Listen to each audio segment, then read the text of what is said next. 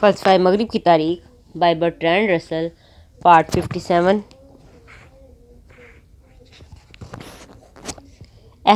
جدید عہد میں زیادہ تر فلسفیوں نے سائنس کے جس اختیار کو تسلیم کیا ہے وہ اپنی نوعیت میں کلیسا کے اختیار سے بہت مختلف ہے، کیونکہ یہ فکری ہے، حاکمانہ نہیں۔ اسے نہ ماننے والے سزا نہیں پاتے، جو اسے مان لیتے ہیں انہیں کوئی زیرکانہ مثال دلائل متاثر نہ کرتے۔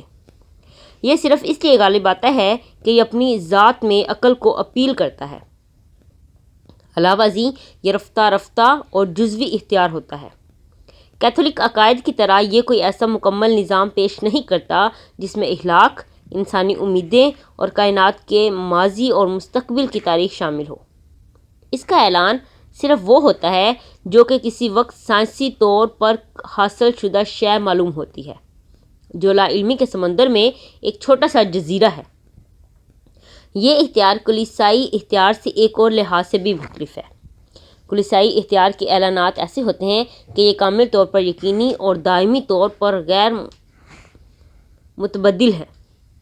سائنس کے اعلانات آزمائشی طور پر احتمالیت کی بنیاد پر کیے جاتے ہیں اور ان میں تبدیلی کی گنجائش بھی سمجھی جاتی ہے۔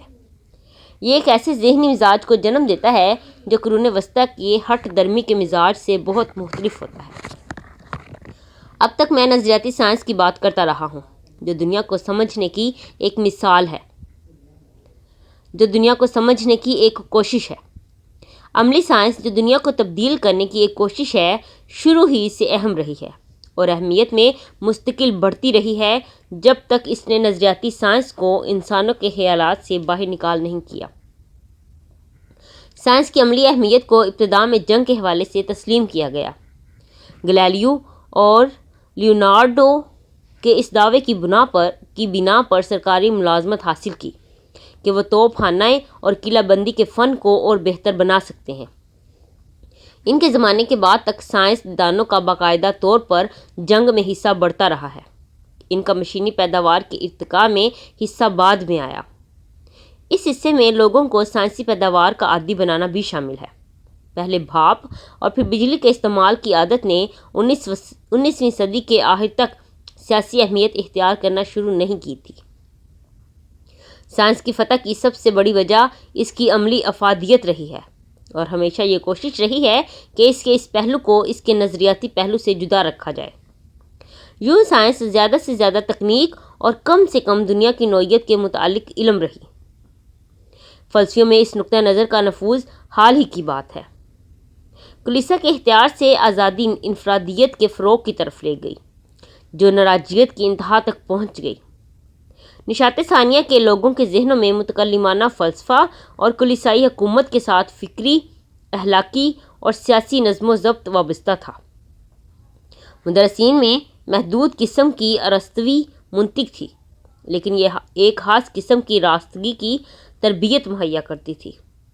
جب منطق کا یہ مکتب قائم نہ رہا تو اس کی جگہ کسی بہتر شے نے نہ لی، بلکہ قدیم نمونوں کے مرکب نقل نے لے لی۔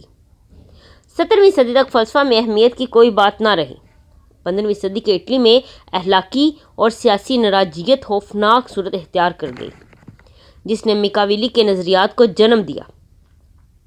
اسی زمانے میں ذہنی زنجیروں اور آزادی میں فن و ادب میں نابغوں نے حیران کن اظہار کیا، لیکن ایسا معاشرہ ناپائیدار ہوتا ہے۔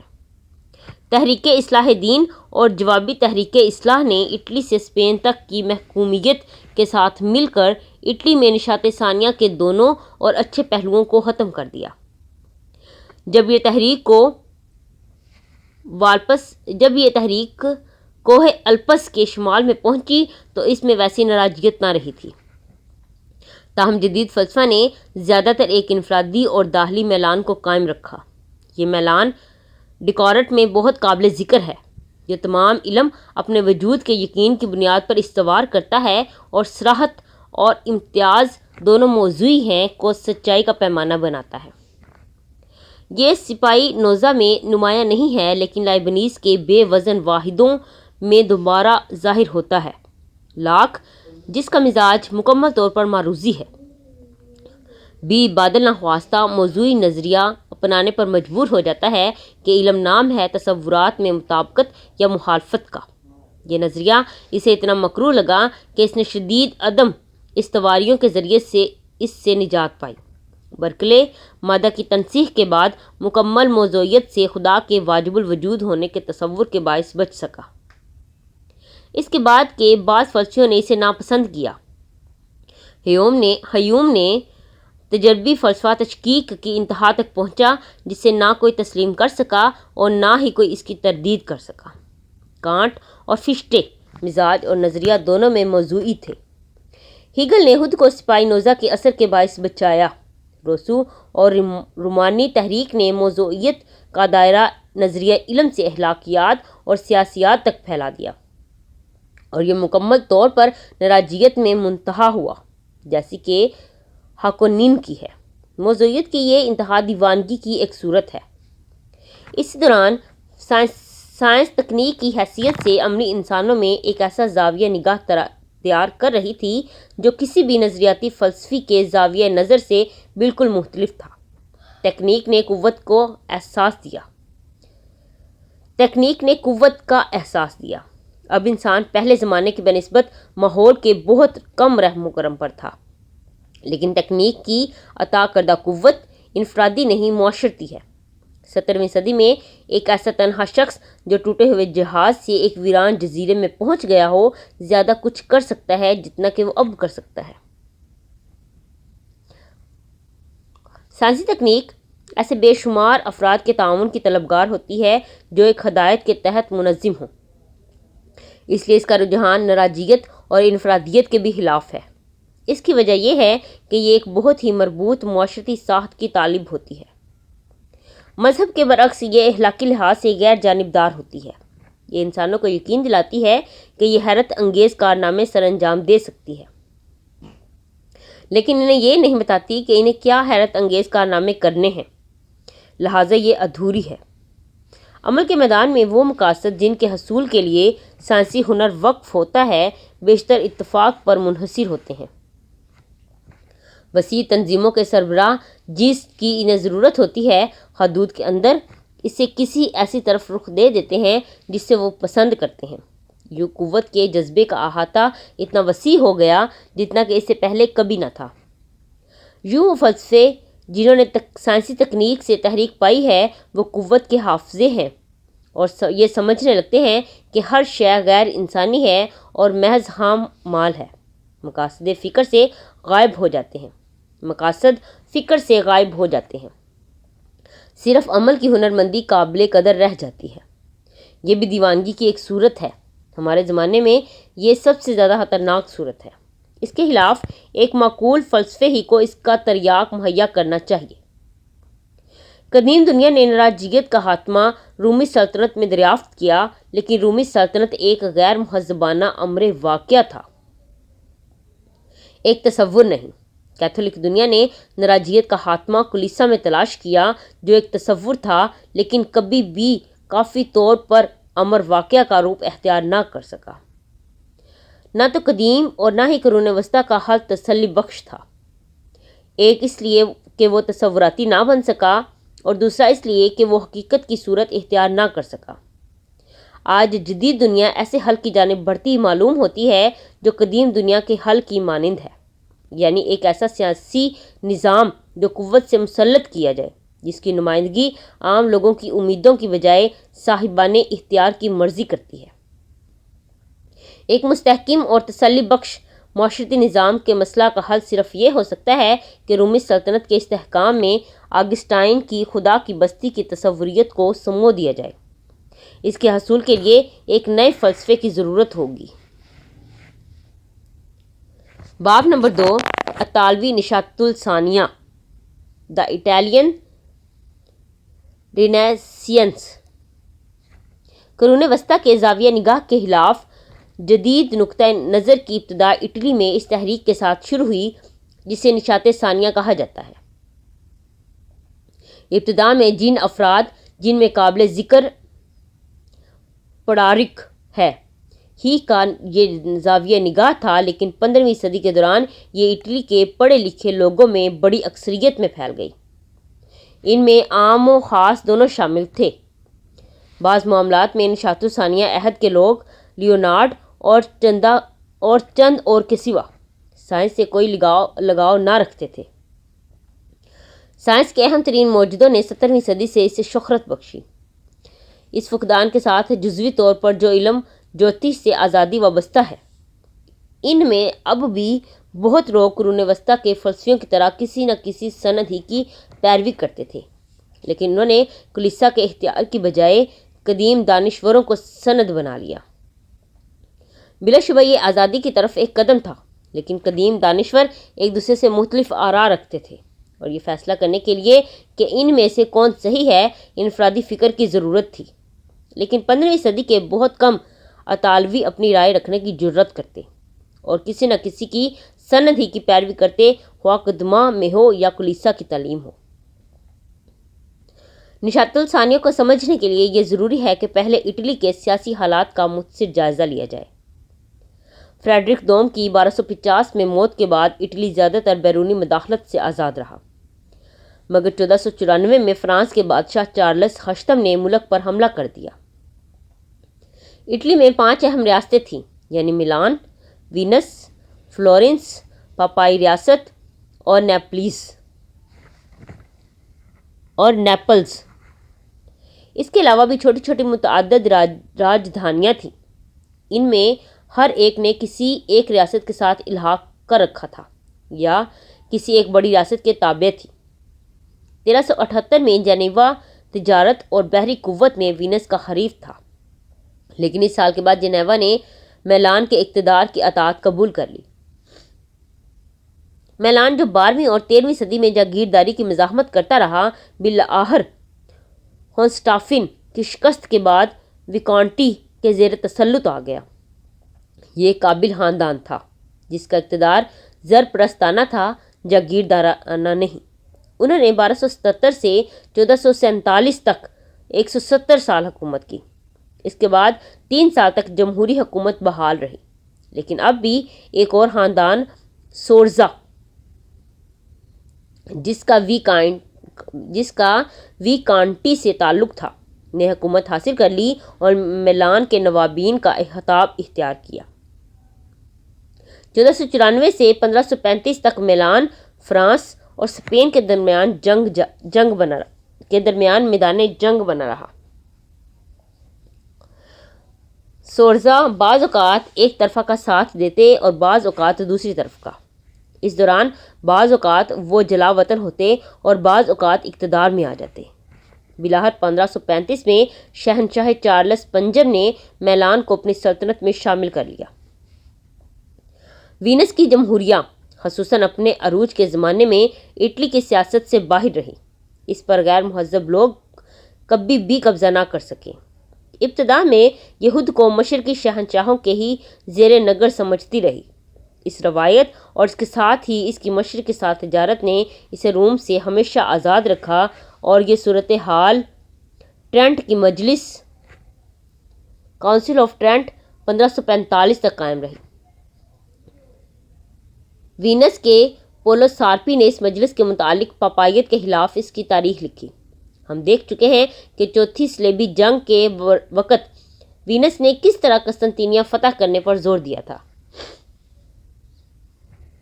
اس سے وینس کی تجارت میں بہتری آئی، لیکن جب ترکوں نے 1453 میں قسطنطنیہ فتح کر لیا تو یہ ترقی رک گئی۔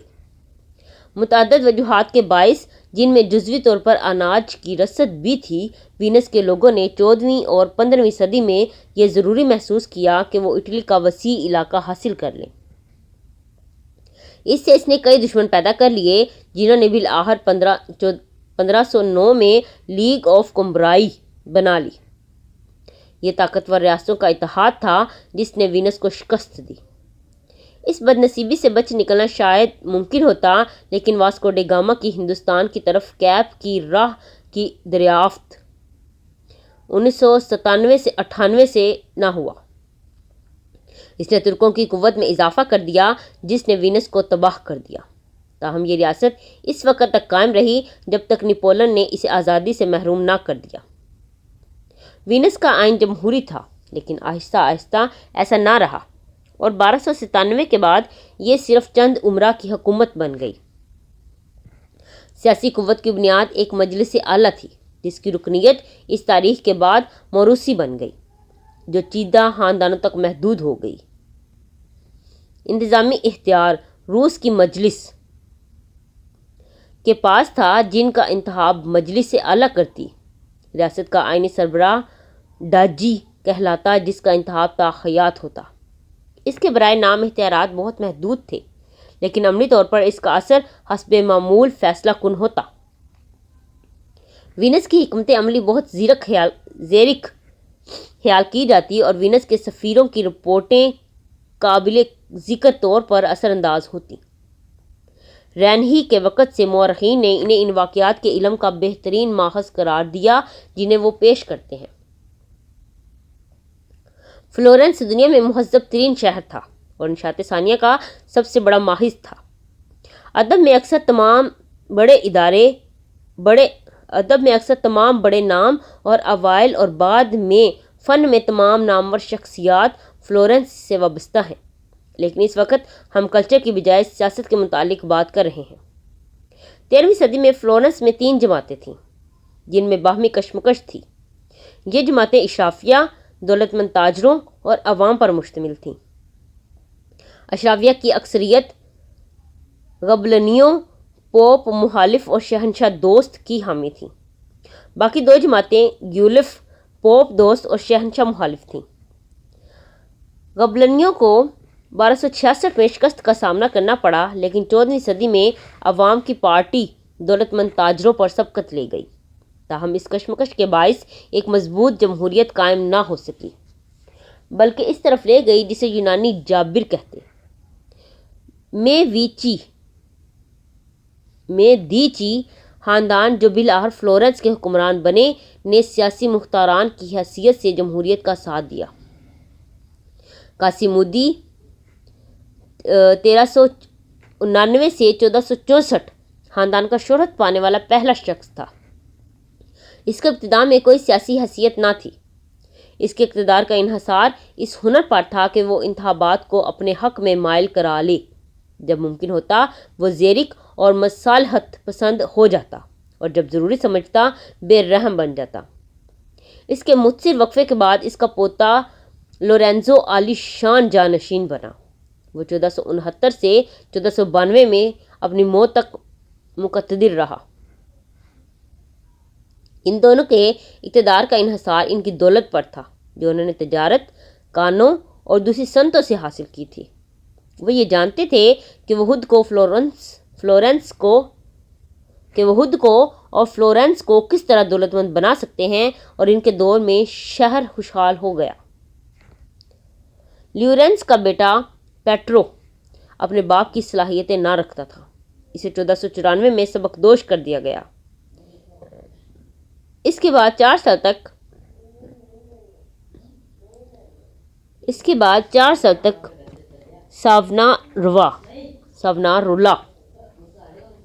ساونارولا کا اثر رہا۔ اس دوران پیوریٹین کی بحالی ہوئی، جنہوں نے لوگوں کو خوشی، آسائش اور آزاد فکر کا مخالف بنا دیا اور ان کا رخ برائے نام پارسائی کی طرف پھیر دیا، جسے سادہ زندگی کے زمانے سے منسوب کیا گیا۔ آخرکار سیاسی وجوہات کی بنا پر ساونارولا کے دشمن غالب آ گئے، اسے پھانسی دی گئی اور اس کے جسم کو جلا دیا گیا۔ 1498 پھر ایک برائے نام جمہوریہ جو عملی اور حقیقی طور پر چند دولت مندوں کی حکومت تھی 1512 تک قائم رہی، اور اسی سال میدیچی کو بحال کر دیا گیا۔ لورینزو کا ایک بیٹا جو 14 برس کی عمر میں کارڈینل بن گیا، 1513 میں پوپ منتخب ہو گیا اور لوئی دہم کا خطاب اپنایا۔ میدیچی خاندان نے تو سکانی کے نوابین اعلیٰ کے خطاب کے ساتھ 1737 تک فلورنس پر حکمرانی کی، لیکن اس دوران باقی ماندہ اٹلی کی طرح فلورنس میں غریب اور غیر اہم ہو چکا تھا۔ پوپ کا عارضی اختیار، جو بنیادی طور پر پیپن اور قسطنطائن کے جیلی عطیہ کا مرہون منت تھا، وہ نشاط ثانیہ کے دوران بہت زیادہ بڑھ گیا۔ لیکن اس مقصد کے حصول کے لیے پوپ صاحبان نے جو طریقے اختیار کیے انہوں نے پاپائیت کو روحانی اقدار سے محروم کر دیا۔ مصالحتی تحریک جو بیسل کی مجلس اور پوپ یوجینیس چہارم 1431 سے 47 سے تنازع کے باعث اختتام پذیر ہوئی، کلیسا میں مخلص ترین عناصر کی نمائندگی کرتی تھی۔ اس کی شاید اہم ترین بات یہ تھی کہ یہ کوہ الپس کے شمال میں کلیسائے رائے کی نمائندہ بن گئی۔ پوپ صاحبان کی کامیابی اٹلی کی فتح تھی اور کم تر درجہ میں اسپین کی بھی۔ 15ویں صدی کے نصف آخر میں اٹلی کی تہذیب شمالی ممالک کی تہذیب جو قرون وسطیٰ ہی کو رہی اس سے مختلف تھی۔ اٹلی کے لوگ کلچر کے متعلق مخلص تھے لیکن اخلاقیات اور مذہب کے معاملات میں ایسے نہ تھے۔ کلیسا کے لوگوں کے ذہنوں میں بھی خوش ادا لاطینیت ان کے کثیر گناہوں کی پردہ پوشی کرتی۔ نکولس پنجم 1447 سے 55 جو پہلا انسان دوست پوپ تھا نے کلیسائی ذمہ داریاں باقی باتوں کے قطع نظر عالموں کو دے دیں، لیکن وہ ان کے علم کا احترام کرتا تھا لوریز ویلا ایک ایپیکیورک تھا۔ اس نے ثابت کیا کہ قسطنطین کا عطیہ ایک جعلی دستاویز ہے۔ اس نے انجیل و توریت کے پرانے ترجمے کے اصول کی تصحیح کی اور سینٹ اگسٹائن پر بدعتی ہونے کا احترام لگایا۔ ایسے شخص کو مذہبی معاملات کا سیکرٹری بنا دیا گیا۔ پارسائی یا راسخ الاعتقادی کی بجائے انسان دوستی کی حوصلہ افزائی کی پالیسی 1527 میں سقوط روم تک جاری رہی۔ اگرچہ انسان دوستی کی پالیسی سے مخلص شمال کو صدمہ ہوا تھا، لیکن ہمارے نقطہ نظر سے اسے ایک بھلائی قرار دیا جا سکتا تھا، لیکن جنگ جوئی اور بد اخلاقی کی زندگی کا کسی نقطہ نظر سے بھی دفاع نہیں کیا جا سکتا تھا۔ اس کا جواز صرف ظالمانہ سیاسی قوت ہی ہو سکتا ہے۔ الیگزینڈر ششم 1492 سے 1503 نے بحیثیت پوپ اپنی ذاتی زندگی اور اپنے خاندان کی سرفرازی کے لیے وقف کر دی تھی۔ اس کے 2 بیٹے تھے، ڈیوک آف گینڈیا اور سیزر بورجیا۔ ان میں سے وہ اول الذکر کو ترجیح دیتا، تاہم ڈیوک قتل کر دیا گیا۔ غالباً اس کے بھائی نے ایسا کیا۔ اس نے پوپ کو اپنی خاندانی عظمت کا مرکز سیزر کو قرار دینا پڑا۔ دونوں نے ایک ساتھ مل کر رومیگنا اور اینکونا فتح کیا۔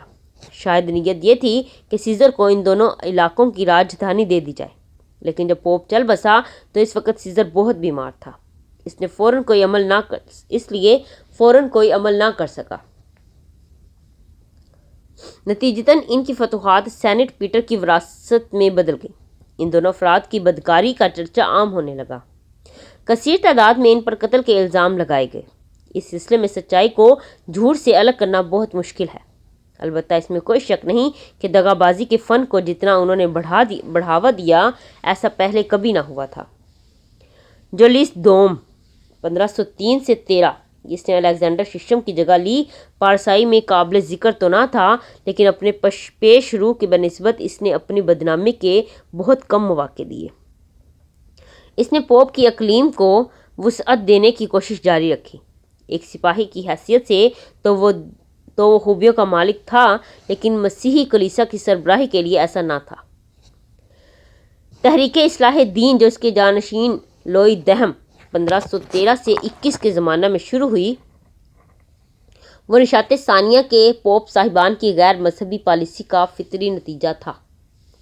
اٹلی کے انتہائی جنوب نیپلز میں بادشاہت قائم تھی۔ اکثر اوقات نیپلز کا سسلی کے ساتھ گہرا اعتماد رہتا۔ نیپلز اور سسلی شہنشاہ فریڈرک دوم کی خاص ذاتی بادشاہت تھی۔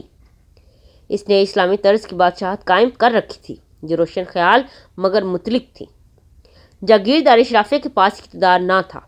1250 میں اس کی موت کے بعد نیپلز اور سسلی میں اس کے جائز بیٹے مینفرڈ کے پاس چلے گئے، تاہم اس نے کلیسا کے سنگ دل دشمنی وراثت میں پائی اور فرانس نے اسے 1266 میں نکال باہر کیا۔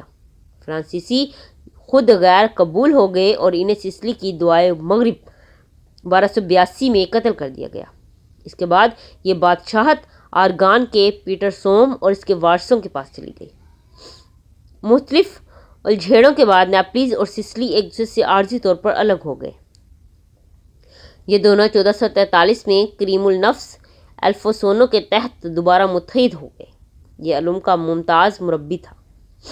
1495 سے لے کر بعد ترین فرانسیسی بادشاہوں نے نیپلس فتح کرنے کی کوشش کی، لیکن بالآخر 1502 میں آراگان نے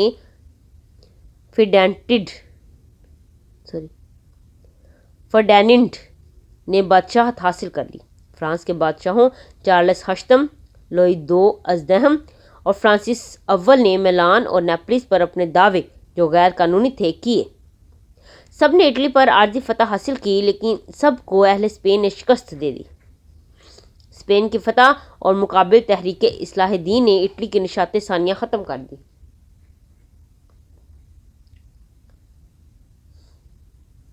پوپ کلیمنٹ، جو جوابی تحریک اصلاح کا مخالف تھا اور میڈیچی کی طرح فرانس کے بادشاہ چارلس پنجم کا دوست تھا، نے ایک بڑی پروٹسٹنٹ فوج سے 1527 میں روم کو تباہ کر دیا۔ اس کے بعد پوپ صاحبان مذہبی ہو گئے اور اٹلی کی نشاط ثانیہ ختم ہو گئی۔ اٹلی میں سیاسی قوت کا کھیل ناقابل یقین طور پر پیچیدہ تھا۔ کمسن شہزادے، جو زیادہ تر خود ساختہ جابر تھے، بڑی ریاستوں میں سے کبھی کسی ایک کے ساتھ الحاق کر دیتے اور کبھی کسی دوسری ریاست کے ساتھ۔ اگر وہ کھیل احمقانہ طور پر کھیلتے تو انہیں ختم کر دیا جاتا۔ یہ جنگیں لگاتار جاری رہیں، لیکن 1494 میں فرانسیسیوں کے آنے تک یہ بے جان ہو چکے تھے۔ سپاہی تنخواہ دار تھے اور وہ کم سے کم پیشہ ورانہ خطرہ لیتے۔ اٹلی کی یہ جنگیں تجارت میں زیادہ مہل نہ ہو پائیں یا ملک کو زیادہ دولت مند بننے سے نہ روک سکیں۔ وہاں جہاں بانی تو بہت تھے، لیکن دانا جہاں بینی کوئی نہ تھا۔ جب فرانسیسی آئے تو وہ عملی طور پر ناقابل دفاع بن چکے تھے۔ فرانسیسی سپاہیوں نے لڑائی میں لوگوں کو اس طرح قتل کیا کہ اہل اٹلی لرز اٹھے۔ فرانس اور اسپین کے درمیان جو جنگیں شروع ہو گئیں وہ سنجیدہ ترین تھیں، اور ان کا انجام غربت اور مصائب کی صورت میں نکلا، لیکن اٹلی کی ریاستیں ایک دوسرے کے خلاف سازشوں میں شریک رہیں۔ اپنی داخلی آویزشوں میں کبھی فرانس اور کبھی اسپین سے مدد مانگتے، ان میں قومی وحدت کا احساس مٹ چکا تھا۔ آخرکار تمام تباہ ہو گئے۔ یہ کہنا چاہیے کہ امریکہ کی دریافت اور مشرق میں کیپ کی راہ کے ملنے سے اٹلی اپنی اہمیت کھو چکا تھا، مگر یہ سب کم تباہ کن ہوتا اور اطالوی تہذیب کی حیثیت کے لیے کم نقصان دہ ہو سکتا تھا۔